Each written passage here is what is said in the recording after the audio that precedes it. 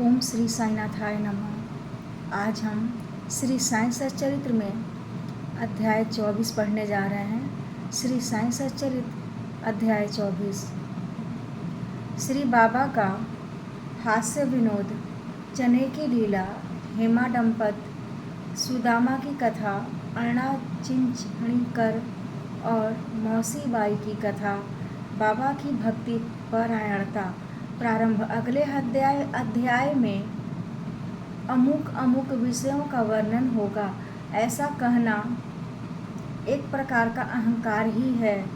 जब तक अहंकार गुरु चरणों में अर्पित न कर दिया जाए तब तक सत्य स्वरूप की प्राप्ति संभव नहीं है।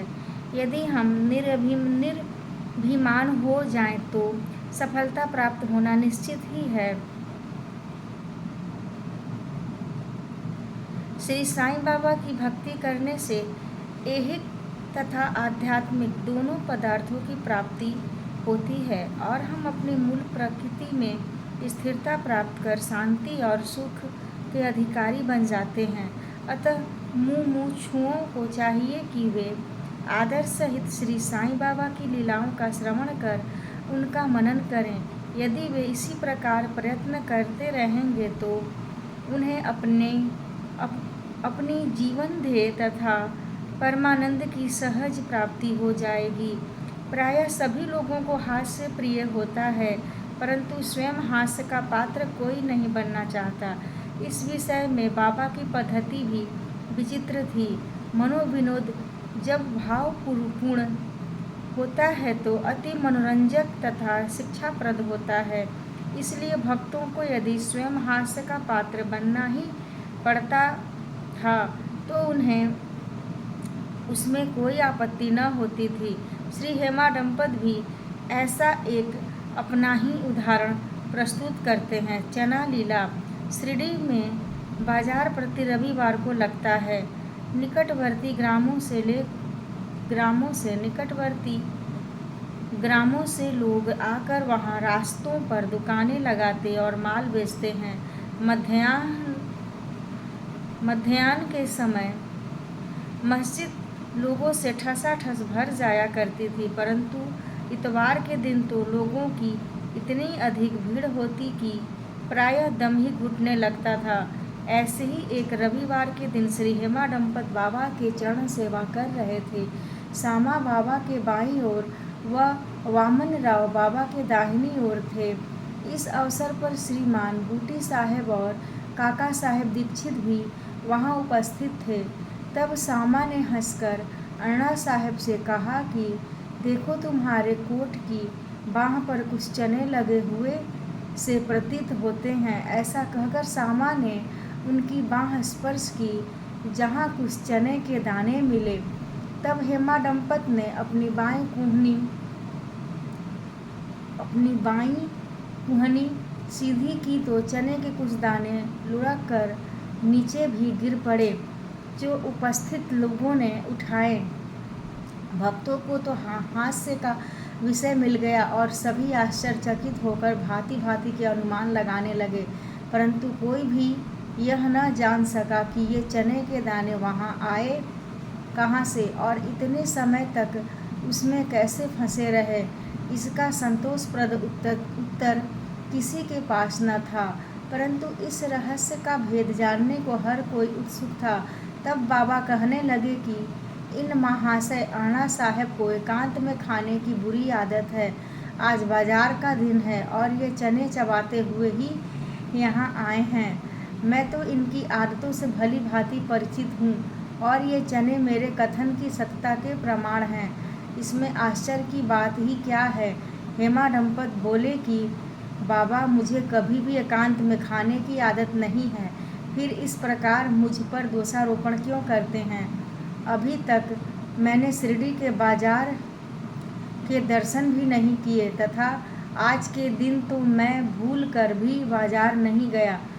तब उनके खाने की बात तो दूर है, भोजन के समय भी जो मेरे निकट होते हैं उन्हें उनका उचित भाग दिए बिना मैं कभी भोजन ग्रहण नहीं करता। बाबा, तुम्हारा कथन सत्य है, परंतु जब तुम्हारे समीप ही कोई न हो तो तुम या हम कर ही क्या सकते हैं।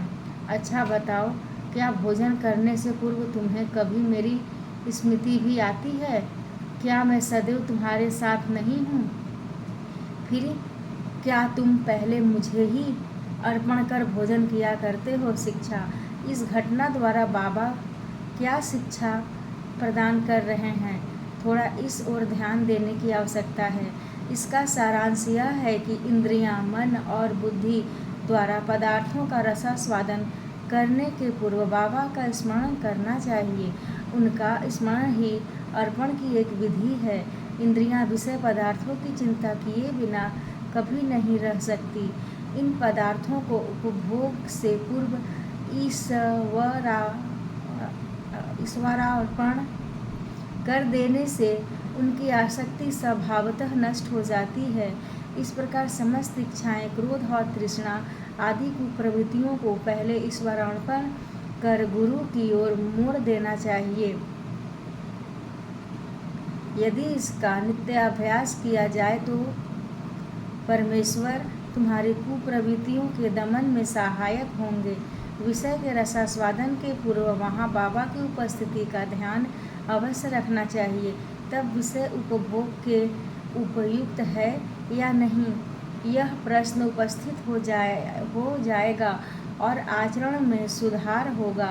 इसके फलस्वरूप गुरु प्रेम में वृद्धि होकर शुद्ध ज्ञान की प्राप्ति होगी। जब इस प्रकार ज्ञान की वृद्धि होती है तो दैहिक बुद्धि नष्ट हो चैतन्य घन में लीन हो जाती है। वस्तुतः गुरु और ईश्वर में कोई पृथकत्व नहीं है, और जो उन्हें भिन्न समझता है वह तो निराज्ञानी है तथा उसे ईश्वर दर्शन होना भी दुर्लभ है। इसलिए समस्त भेदभाव को भूलकर गुरु और ईश्वर को अभिन्न समझना चाहिए। इस प्रकार गुरु सेवा करने से ईश्वर कृपा प्राप्त होना निश्चित ही है, और तभी वे हमारा चित्त शुद्ध कर हमें आत्मानुभूति प्रदान करेंगे। सारांश यह है कि ईश्वर और गुरु को पहले अर्पण किए बिना हमें किसी भी इंद्रिय ग्राह्य विषय का रसास्वादन न करना चाहिए। इस प्रकार अभ्यास करने से भक्ति में उत्तरोत्तर वृद्धि होगी।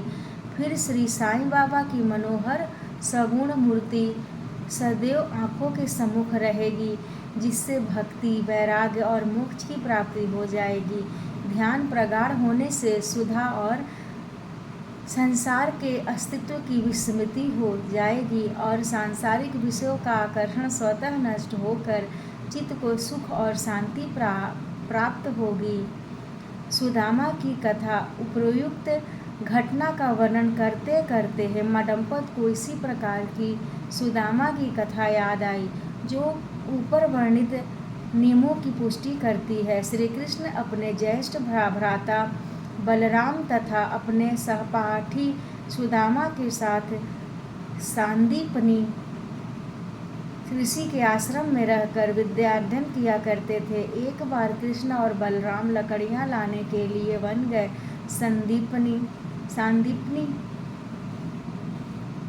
सांदीपनी ऋषि की पत्नी ने सुदामा को भी उसी कार्य के निमित्त वन भेजा तथा तीनों विद्यार्थियों के खाने को कुछ चने भी उन्होंने सुदामा के द्वारा भेजे। जब कृष्ण और सुदामा की भेंट हुई तो कृष्ण ने कहा, दादा मुझे थोड़ा जल दीजिए, प्यास अधिक लग रही है। सुदामा ने कहा, भूखे पेट जल पीना हानिकारक होता है, इसलिए पहले कुछ देर विश्राम कर लो। सुदामा ने चने के संबंध में न कोई चर्चा की और न कृष्ण को उनका भाग ही दिया। कृष्ण थके हुए तो थे ही, इसलिए सुदामा की गोद में अपना सिर रखते ही वे प्रगाढ़ निद्रा में निमग्न हो गए। तभी सुदामा ने अवसर पाकर चने चबाना प्रारंभ कर दिया। इसी बीच में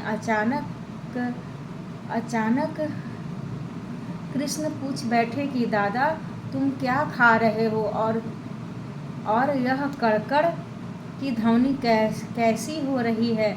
सुदामा ने उत्तर दिया कि यहाँ खाने को है ही क्या, मैं तो शीत से काँप रहा हूँ और इसलिए मेरे दांत कड़कड़ बज रहे हैं। देखो तो मैं अच्छी तरह से विष्णु सहस्त्र नाम भी उच्चारण नहीं कर पा रहा हूँ।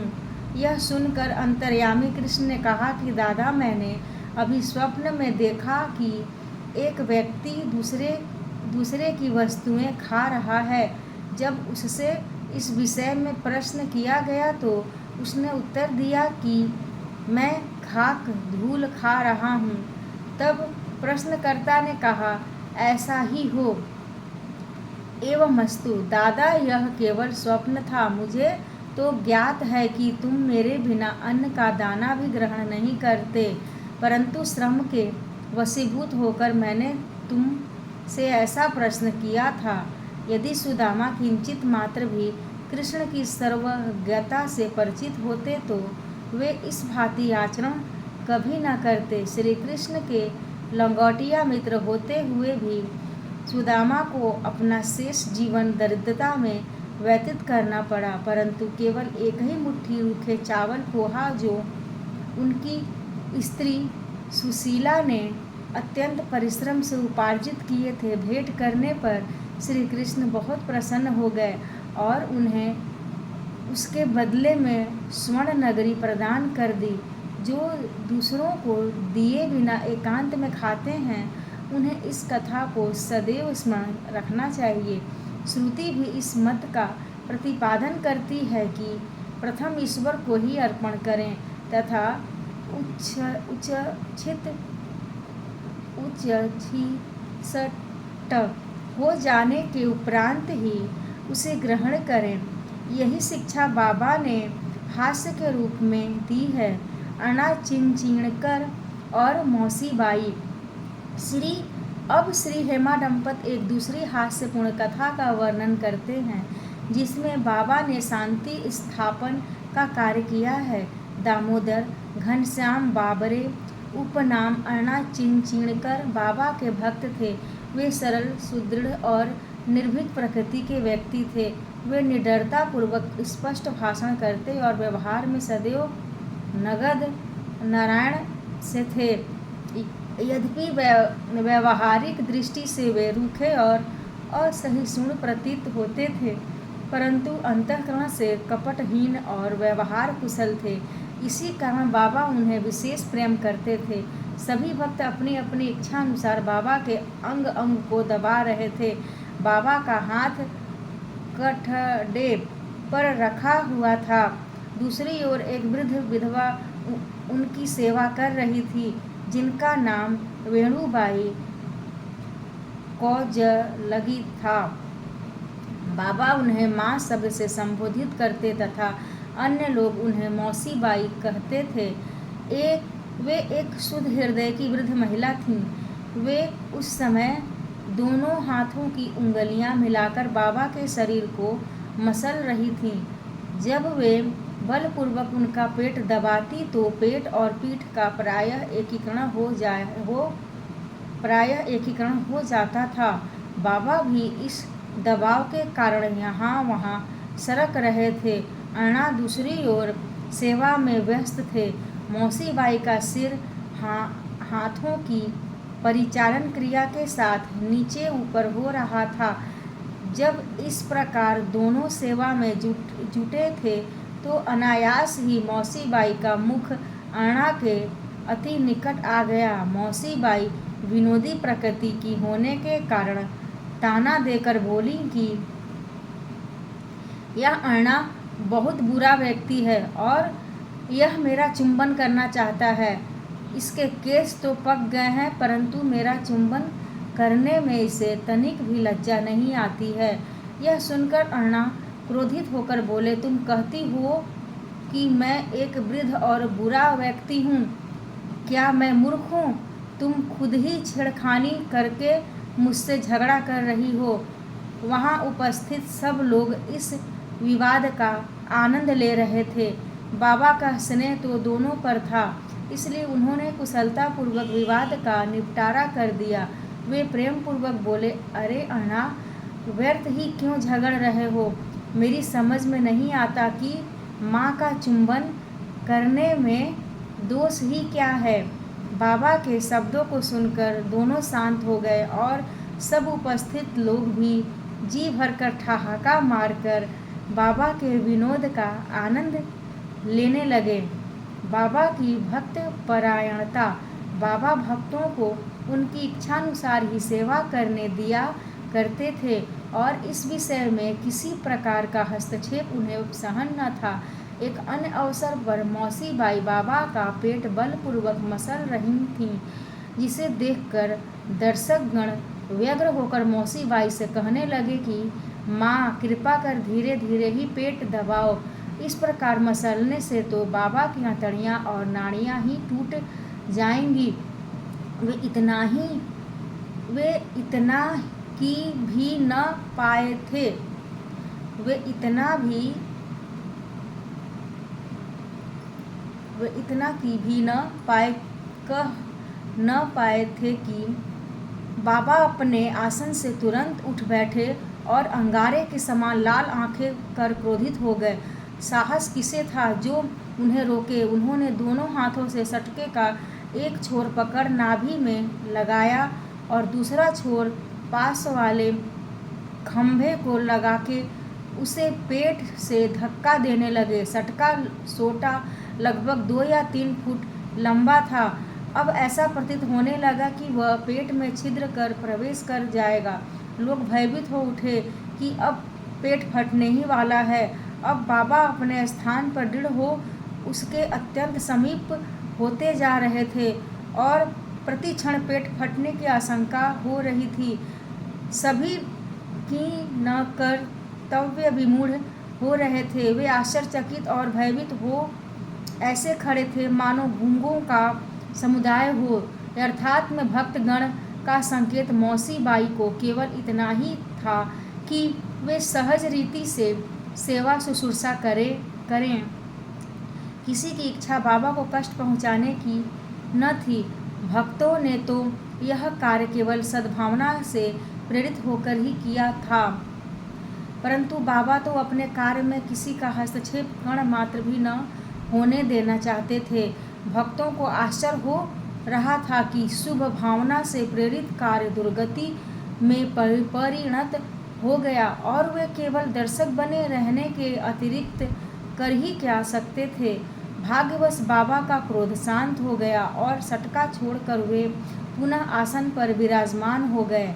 इस घटना से भक्तों ने शिक्षा ग्रहण की कि अब दूसरों के कार्य में कभी भी हस्तक्षेप न करेंगे और सबको उनकी इच्छानुसार ही बाबा की सेवा करने देंगे। केवल बाबा ही सेवा का मूल्य आंकने में समर्थ थे। श्री सद्गुरु साईनाथार्पणमस्तु। शुभम भवतु। ओम साई राम।